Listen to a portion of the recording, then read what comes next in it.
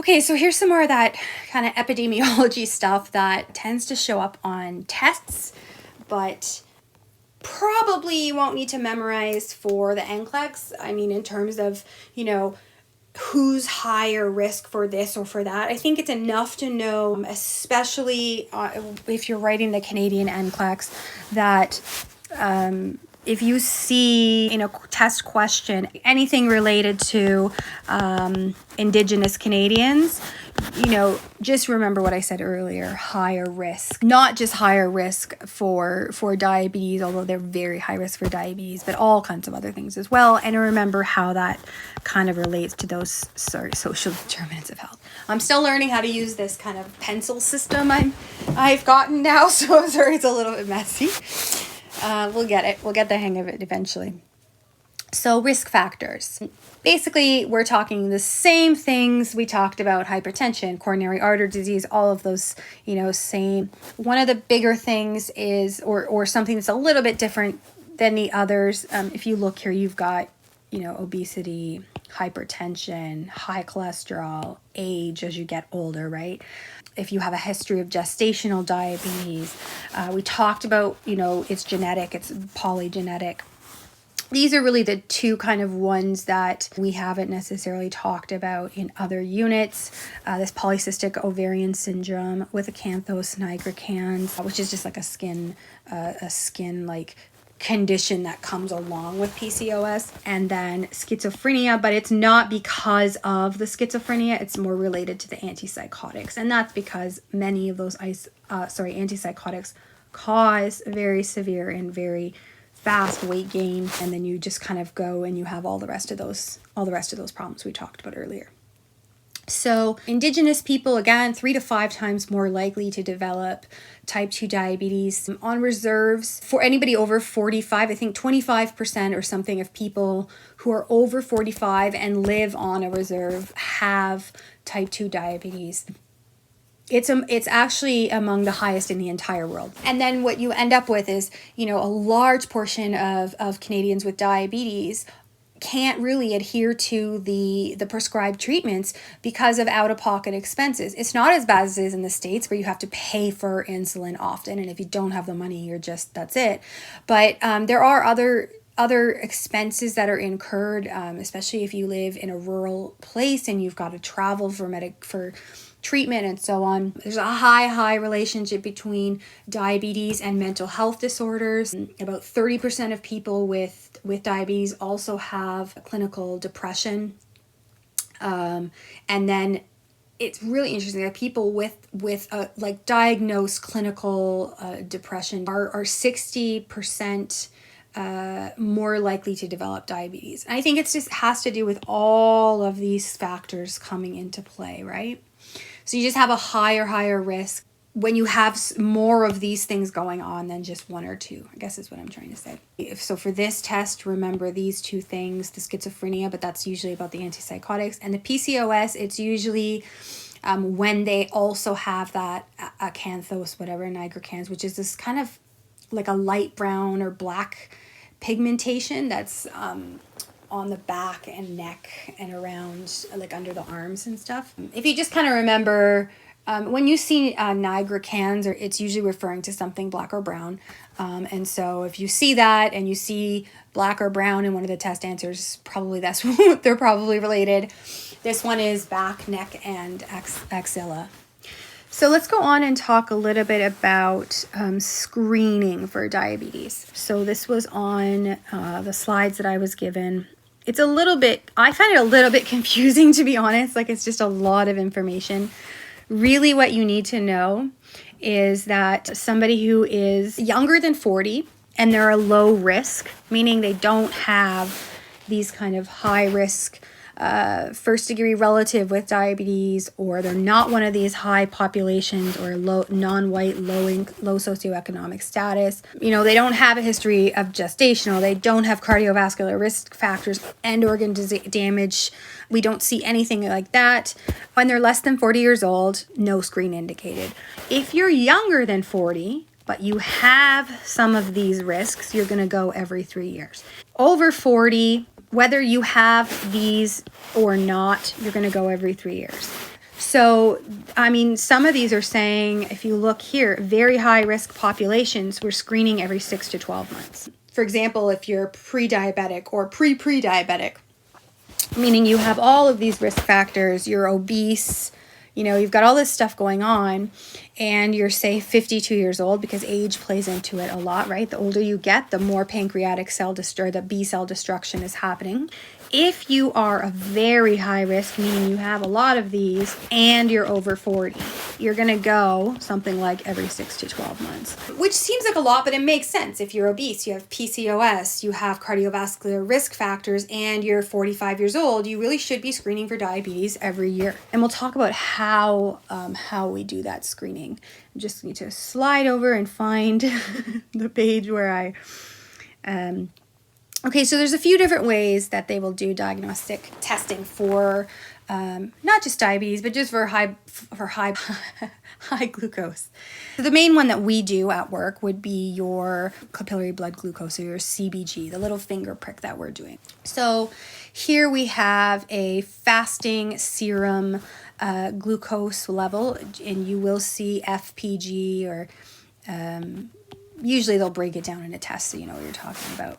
Meaning they have fasted for 2 hours, you take their blood. A normal would be basically the norm that we already know, right? 4 to 6, 4 to 7. Pre-diabetes, 6.0 to 6.9. So really, you know, 7 is where we draw the line and we're like, okay, you're hyperglycemic now. If there's 6 to 6.9, yeah, we're a little worried, but anything under 6, there's nothing to worry about. And then they have this is often done as well, this the oral glucose tolerance test, where we give them this disgusting sugary drink that they have to drink, and we want to see what their reaction is to that drink. So like a non-diabetic, a healthy person will have this very early kind of, so you drink the drink and you have this very early kind of rise in glucose that then triggers an insulin, right? An insulin rise, and then your glucose kind of plateaus, right? Because that's what a healthy body will do. If you don't have, for example, if you're unable to use the insulin you have, or you're not making enough insulin, you're going to see a different pattern, and it completely makes sense. You're going to have that glucose that's going up, and now you have not enough insulin to deal with it, so that glucose is going to go up and stay up. And so you do the blood work, I think it's like 2 hours after they drink the stuff, and we want it to be under 11, really. 7.8, or really 8 to 11 would be kind of your pre-diabetes, and then 11 would be like, okay, we're definitely worried now. And again, we're oftentimes mixing tests together. We're not just doing one or the other. This random blood glucose is pretty much what we do in the hospital, or the capillary. It's kind of, we're doing a random blood glucose through a capillary. You can also take blood if you're working in the hospital in the morning when you come in. Hopefully the patient's blood work has been done or gets done very, very quickly so that you can check it before they eat breakfast. Certain hospitals have workers who come around and just take blood from all of the patients in the morning, and then by the time you get there, you pull up the results and you can see, before you have to give out insulin in the morning, or potassium or Lasix or whatever, where their levels are, so that you're not dropping potassium further, or you're not, in this case, you're not giving someone insulin when their blood glucose is 4. And then this one here, this is pretty important. This is your, officially called your glycated hemoglobin A1C test. Most people call it an A1C, or maybe a hemoglobin A1C. This will determine kind of the control you have over the glucose in your blood over a period of time. It's usually over like 6 to 12 weeks, I want to say. This does not work in diabetes type 1, because what it does is it measures the amount of glucose that's being carried by hemoglobin. If you remember, your hemoglobin molecules, they die and proliferate every 120 days. When that hemoglobin is manufactured from the bone marrow, or in the bone marrow, and is released, it doesn't have glucose in it, but it picks up glucose throughout its life. It lives 120 days, has 120-day lifespan. It should have a certain amount of glucose that is like healthy for it to pick up. So when we do an A1C, we're seeing how much of this glucose has been picked up by these red blood cells, and we can say, okay, well, this is a healthy level and this is an unhealthy level. And so if you look here, you have, sorry, I just want to like scroll in a little for you. It gives you the numbers here. These are important numbers to know, like absolutely for any test. Higher than 6.5 or 7 is going to show, poor glycemic control over the last 6 to 12 weeks. A 5.7 to 6.4 might show some pre-diabetes. Again, these numbers are not cut in stone. They're not memorizable. I would say 6.5 to 7 for the diabetes is a really good kind of window. Just keep that in mind. Memorizing these exact numbers is just fruitless and pointless for you. Just know if 6.5 is diabetic or is very poor glycemic control, then about 10 below that is going to be pre-diabetic or semi-poor control, right? And so if you go down to like 5.5 to 6.5, that window there is going to be a pre-diabetic.